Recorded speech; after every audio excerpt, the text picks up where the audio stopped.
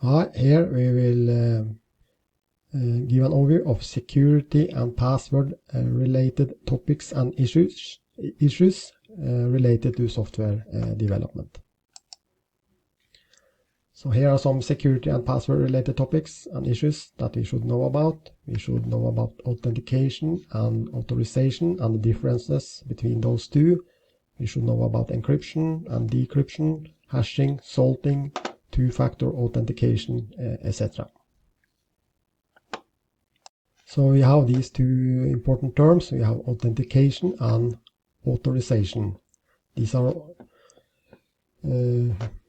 many talk about these two items side by side, but it's an important differences between authentication and authorization. So authentication is a process to authenticate a user, that is to verify that someone is who they say they actually are, while authorization is about determining a user's level of access and then granting proper access based on that level. Here you see a basic example of authentication. So assuming you have a user, he enters a username and a password, and then your software will check that information, if that username and password is the same that is stored in the database, and if the username and password is correct, then the user will get access to the software system. While authorization is a bit different. Here you see a simplified example of authorization. So then assume a user enters his username and password and then checks that information in the database. So first there will be an authentication if we have access or not, and then after that typically you want to check what kind of access level that user has. So assuming here we have three different access levels. We have read, super user and administrator. So in this case, if that specific user that are logged into the system and get access has a read access level, then typically that user will only get access to read data on the web page or in your application. If that user has the super user access level, typically he could get access to more features within your application. It could be creating new documents, creating new users, etc. Or finally, if the user that are logged into the system has the administrator access level, he could typically get access to everything from creating new documents, creating new users, delete users, etc. These are just examples of different access levels. Typically you could have many different types of access level that you define by yourself and use in your application. So when it comes to authentication, typically we need to have at least one table in our database where we store the information regarding the different users with username and password. So then when we create our application and the login page, the username and the password that is entered by the user will be checked and verified against the information that already are stored in the database. So if that information created by the entered by the user is the same that you have already stored in the database, the user will get access to the system. Here you see an example of some database tables that can be created when you deal with authorization. So then typically you have this user table where we have username, password, but then also you typically have a second table. You could call it access level or something like that. And then here you define the different access level as exemplified here in this example. You could have a read access level, you could have a super user access level, you could have an administrator access level, etc. And that these different levels are then stored in that database. And then in the user table you also need to have a relationship within that table. So here you can specify which access level the different users in the database are part of. And also you could also define different features. So assuming your software system has different features, it has a search feature, it has a page or a feature for showing grades, or deleting users, create users, etc. Then you can also link these different features to the different access levels. So by creating this database structure, you will have you can create a very flexible application where different users have different access levels, and the different access levels has access to different features of your application. The next thing we should know about is encryption and decryption. So basically, encryption is to transform information to make it unreadable by persons that should not have access to that information. And then you will need a key to transform, or what you call decrypt, the information back to plain text. And to encrypt the data, you will typically use a data algorithm. And today, many different encryption algorithms do exist. So basically, the starting point is plain text, and then you encrypt that information, and that information can be stored in a text file or in a database, and that information cannot be read unless you know this unique key that can decrypt that encrypted text back to plain text. So typically this was used in logging functionality for some years ago in older database systems. Today we typically use something called hashing instead.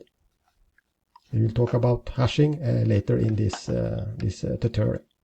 So when should we use encryption these days? So encryption is a two-way function. You encrypt information with the intention to decrypt that information later. Today we can use encryption for examples like this. We can use it to protect files and information on your computer, and protect data that are stored in a cloud service, and also when transmitting data between two computers, we can use encryption. And of course, there are also many other things that you can use encryption for. And also, encryption is a reversible process if you have this key. So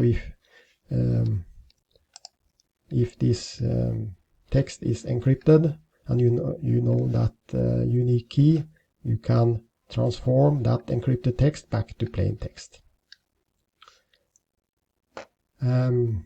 You can also use it for password protection, as mentioned, but better and a more modern approach is to use something called hashing. So we'll talk about hashing later.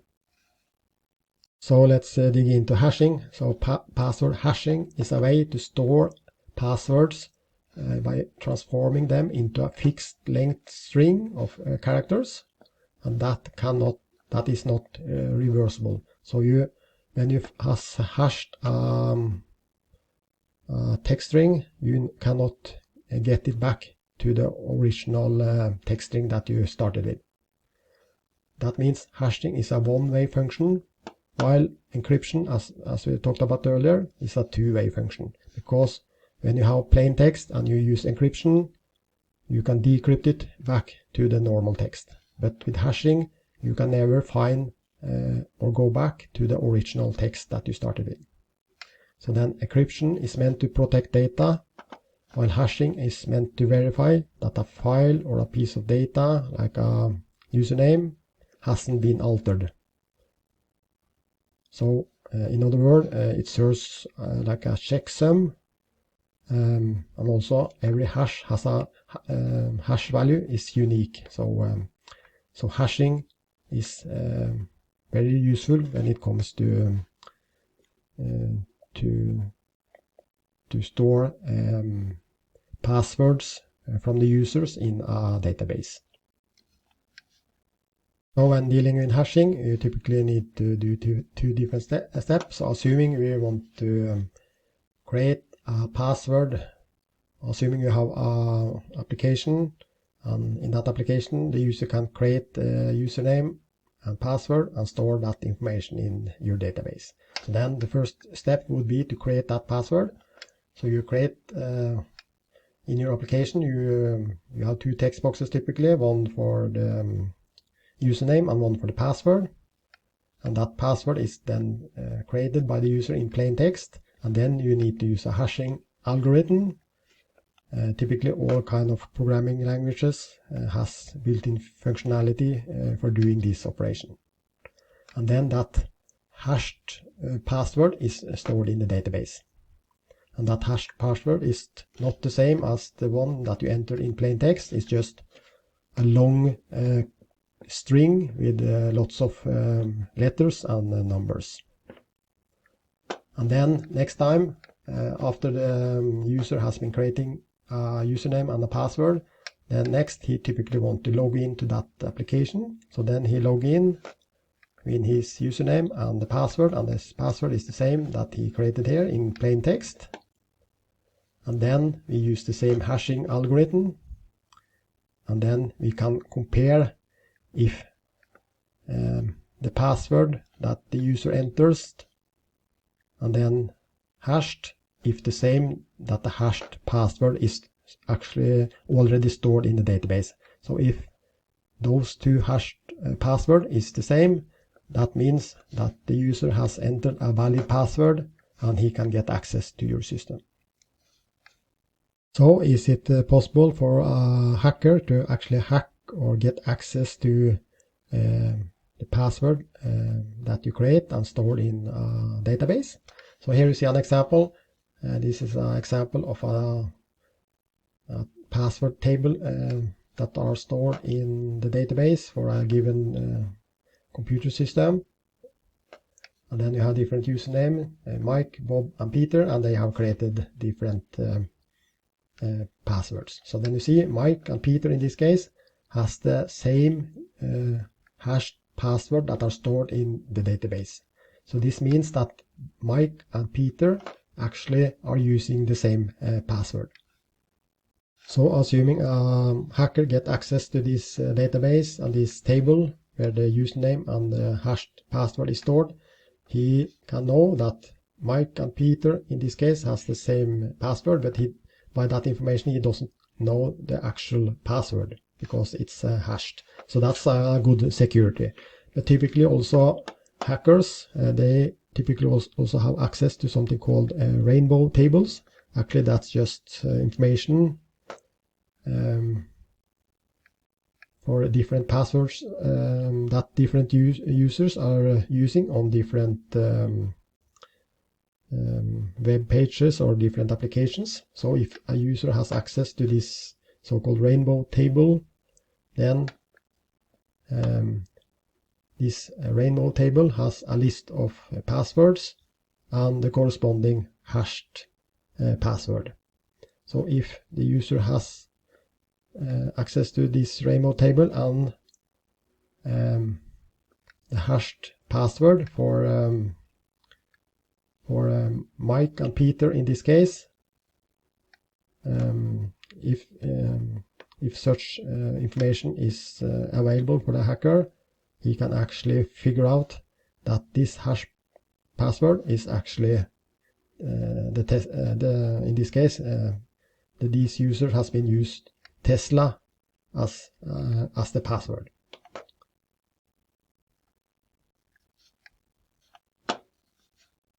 So an advice in general is to, when you are creating a username and password, typically you should not use the same password for several different systems, and you should also create more complicated password with many characters, many numbers, using special characters, etc. So if you have a complicated password and that if you're not reusing your password several places, it's also less likely that your password is part of such a so-called rainbow table.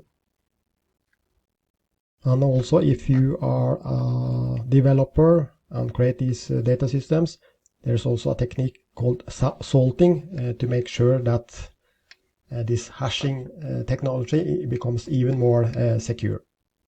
So then typically salting is typically something you do in addition to hashing. So then salting is basically a technique typically used for password or in combination with password hashing. It is basically a unique value that can be added to the end of the password that you create using hashing technology. So this means that actually two identical passwords don't end up with the same hashed value. And this additional value that is added to the end of this hashed password is referred to as salt. And this salting technology is done to make your password even more secure. And then typically also the hashing algorithm uses a random salt. So this prevents that an attacker can see even if the user has the same password as another user and has access to this rainbow table, he cannot figure out the password for that given user. So here you see an example. So assuming you create a password 123 or something, then you can use a salt in addition to that password. Typically that is generated by the software system that you create. So then in this case the password is 123, and then you can define a salt, for instance Tesla, and then you can in many programming languages you have different functions to deal with that. So then you can use typically a function, you can call it has many different ways, typically what kind of programming languages are using, but for instance hash password, and then that function has two input arguments, one for the password and one for the salt. And then you change this salt for every new hashed password that you create. And also most of these hashing algorithms that you are using today has built-in salting functionality. So basically you just use a function like this, hash password. So then a user enter his password 123 or something, and then when you put that password into this algorithm hash password, then this password that is generated will not be the same if you use this function the next time, because for every time, even if the password is the same, it creates a new unique salt every time. So then in this case password number 2 will not be the same as password number 2. The hash password for password number 2 and password number 2 will not be the same even if the original password is the same. If we go back to this previous example where we has these usernames, Mike and Peter was using the same password, and it turns out they are using the password Tesla because that information was found in this rainbow table by hackers. But if you use functionality for both hashing and salting in your software development, in this case, since Mike and Peter is using the same password, but the hash password with salt that are stored in the database will not be the same, because every time you use this hash password functionality, it will also include a unique salt in addition. So then you see here, even if Mike and Peter uses the same password Tesla, the information that are stored in the database are not the same for these two users. So by using hashing with salt, you get a much more secure way of handling passwords than only using hashing. And in all modern programming languages today, you have functionality that includes both hashing and salting. So then you as a developer will typically need to create these, implement these two different steps. So assuming the first step is to, if you have a web page or an application in general, typically the user has the possibility to create a new user, and he enters his name, email, and password. And then in your software, you need to use this password hash function that is typically part of the programming language you use. And then this hashed password with a unique salt will be stored in the database.